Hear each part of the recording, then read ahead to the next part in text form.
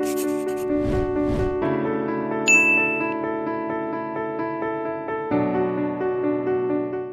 morning. I am Gauri Tiwari, student of class 8F from Vishwa Bharati Public School, Noida. Today I am going to recite a self-composed poem for one who gives me the meaning of life and who helps me a lot. My dear Papa.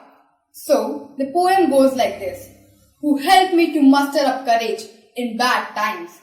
That lovely father is mine. One who never leaves me alone. I am goody or baddie. That is my great daddy. One who loves me so much, on whom I can blindly trust. He can never see me sad. I am glad that you are my dad.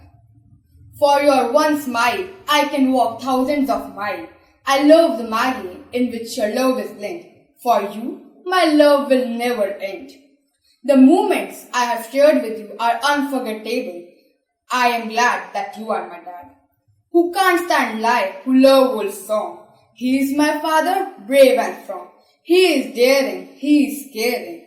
He believes in working hard, he believes in honesty. He is my bestie.